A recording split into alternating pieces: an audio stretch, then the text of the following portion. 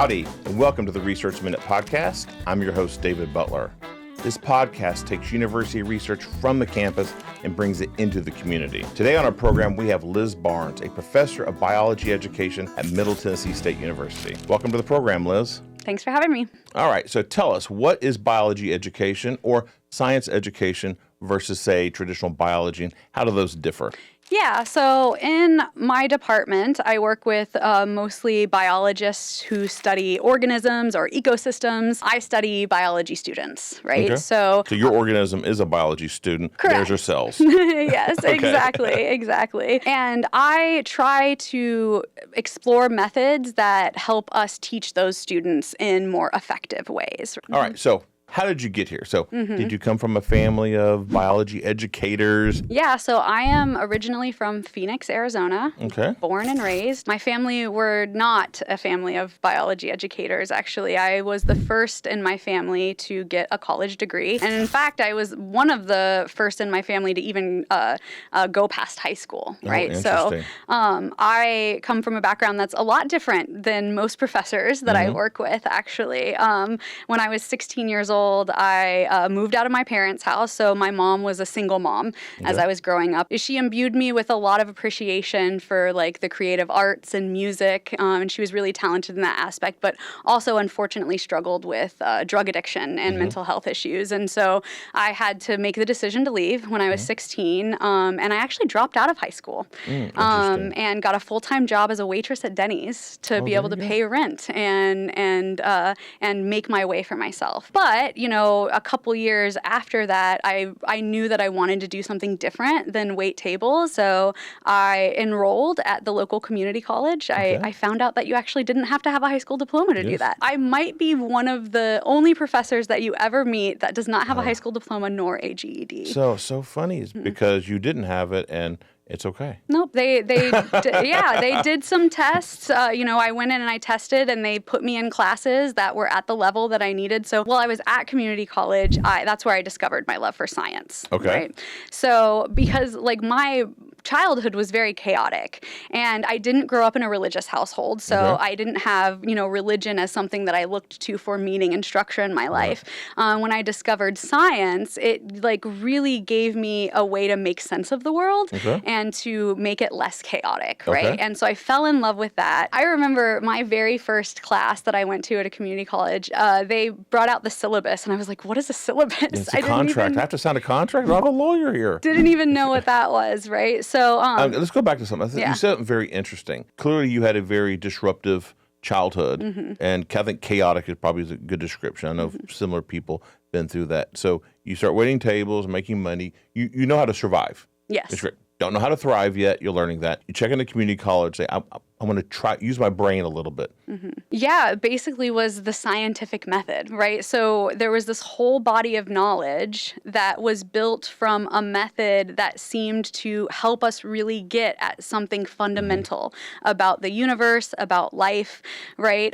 In a way that was more certain. And of course, science is not certain, right? We have a lot of uncertainty in science, but it was much more certain than what I had experienced in the past, right? And so I started to feel like I could know some things with some level of certainty, whereas before I kind of felt like there wasn't a lot of truth in my life. And I also felt like I fit in with the scientific community, so that was equally important, right? Finding your people. Yes, at this point, I've always been kind of an outcast. I still kind of see myself that way, but when I found the scientific community, they were people that seemed to think like me, and I seemed to fit in, which was something that I hadn't had previously to that. All right, so you're in community college, taking science classes, finding yourself, finding community. What happened next? Yeah, so I took biology, and I absolutely fell in love with evolutionary biology. Okay.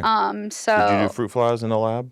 No, I didn't do fruit flies in the lab. We learned about the common ancestry of all of life on Earth, and this idea that everything that we see around us, so me and you, as well as me and any other person I see, as well as my dog, that we all come from a common origin, and it's just such a beautiful idea because it made me realize just how related everything is and how all of life is just one big family. And it was really when I went to Arizona State University that I got a really formative mentorship that helped me understand not only like the degrees that I needed to get, but how I needed to develop myself and how I needed to present myself in an academic environment to be successful towards that path as a professor. What was really formative for me is that my degree program required that you do research. And so I went into that research class, and at that point, I had become fascinated with this idea that evolution was such a beautiful idea in biology, so much evidence to support it, but there was controversy in society about it, right? So about half of the American public doesn't think that humans evolved from other animals on Earth, right? And, all of my professors at that point had taken this stance that, people didn't believe evolution because they just didn't understand it. Right. Oh, okay. And I had also become pretty fascinated with social psychology. So I was taking these social psychology classes, and it was really clear to me that people did not reject evolution because they didn't understand it. I mean, there are a lot of misunderstandings about evolution. They rejected evolution because they saw it as a threat to a core part of their identity, oftentimes a religious identity, right? And there's kind of been this cultural movement, especially in the United States, where people have really seen evolution and religion as two opposite sides. And so although my professors were, spouting off that people there, they just don't understand evolution. There's ignorance. Right. It's ignorance. I thought, no, I don't think so. I think people are, maybe smarter than some of these professors are making the assumption of, and that it's a perceived a conflict, that a conflict with a core identity, social identity that they have. So in this research course, I decided that my research project was going to be to study this exact problem. So why do people reject evolution, even though there's such, good evidence for it? So the research was showing people don't understand evolution. That predicts them not accepting it or believing it. People who are highly religious are more likely to reject evolution. And I came in with this idea that I don't really think that it's necessarily their religion. It's perceiving that there's a conflict with their religion, right? And so I studied that as my undergrad, and I fell in love with research right away, right? So I had a mentor in that class. Her name was Jane Mindshine, and she saw something in me. She told me, she said one time, this was really important to me, she said, like, you hold yourself as an academic. The way you hold yourself, the way you present yourself is very academic.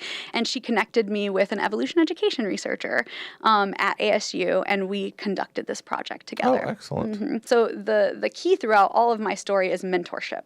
Is that it really was my mentors that got me to where I am today. So Sarah, she was the first to give me a job as a research assistant. I was still working at Denny's at this point. I worked at Denny's for 10 years. I worked at Denny's for 10 years.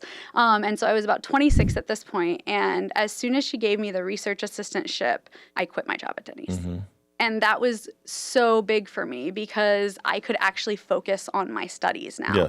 At that point, like, the research assistantships had come up and I wanted them, but like all the other students that I was competing for these positions with had much different backgrounds than me. They already had internships. They already had academic experience in other like lower level positions that made them more competitive for those jobs. So, I came to my professor, my research professor, and I was going to apply for this job, but I said, I don't know what to put on here because I don't know how to be competitive for it.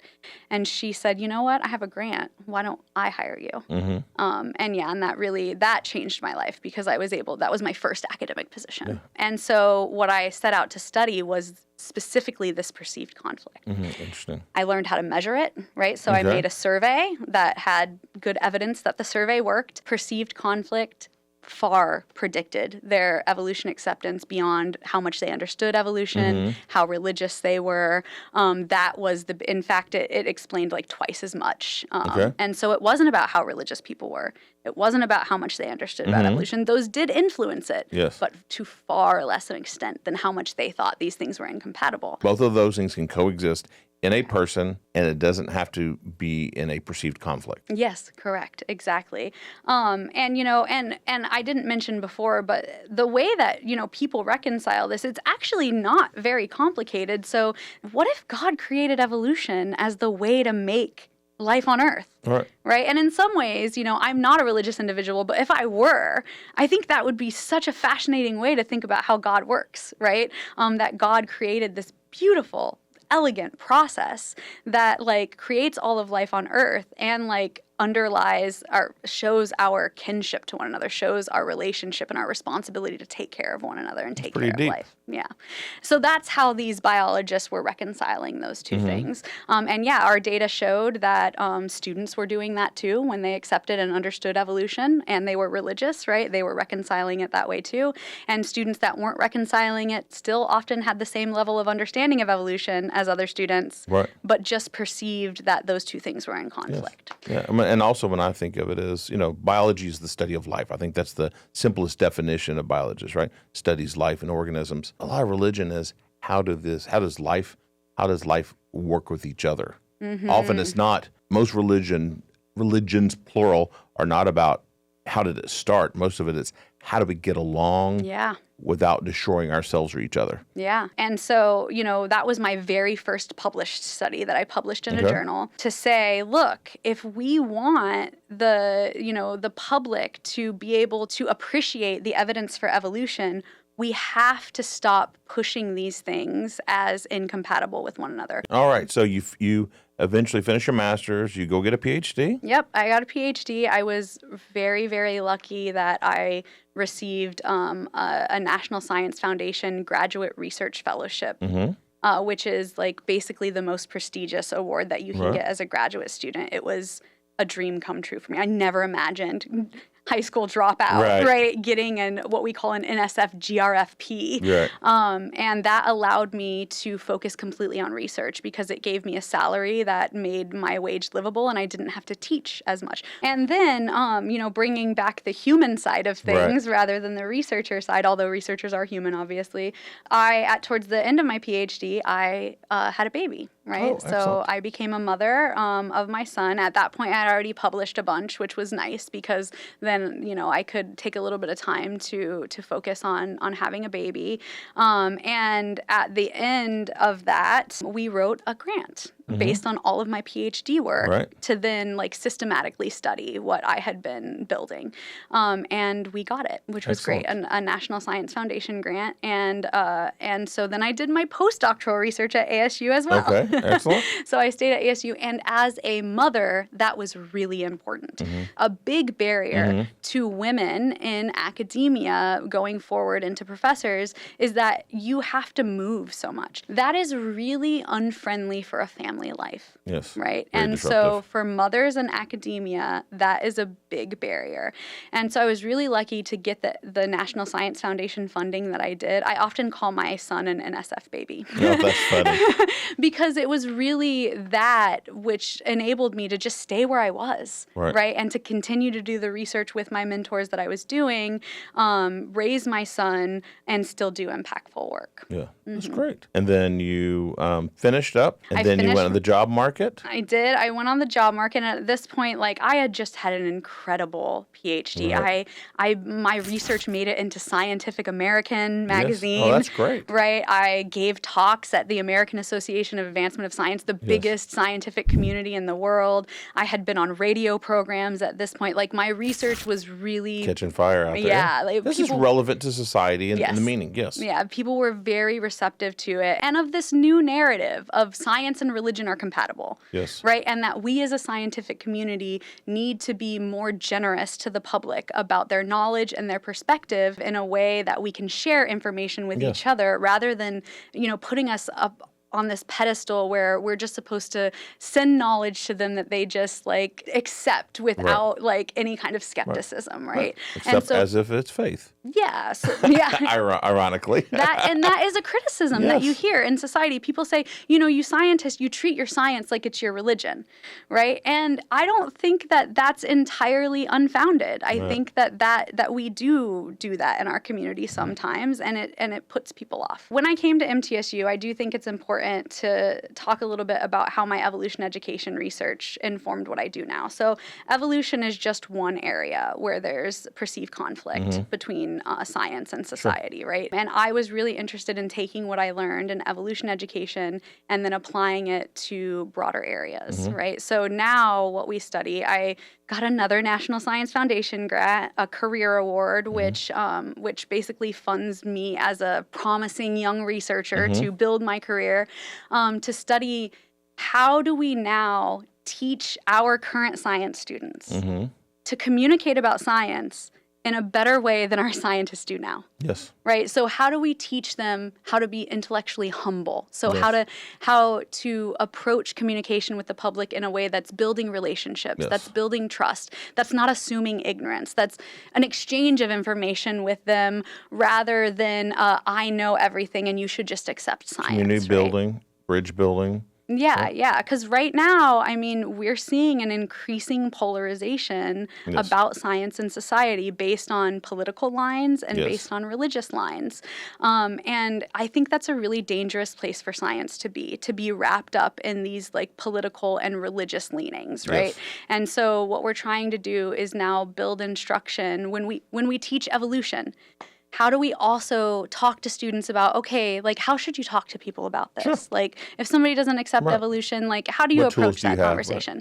But also like climate change. So when you talk to somebody about climate change, right, like what are like helpful ways to, to talk to people so that they don't feel attacked by you, so that you're actually building COVID and you go down the list. Vaccines. So the grant is focused on climate change, vaccines, and evolution. So how do we teach that? And so my hope is now that the next generation of scientists will struggle a lot less than we have as scientists to like build genuine relationships with the public, restore some trust that's been lost over the last few years after the COVID-19 pandemic, and to be seen as better communicators than we are now. Because surveys show that although the public overall actually trust scientists, even though it's gone down a little bit over the last 5 years, they do not see us as good communicators and they do not see us as warm individuals.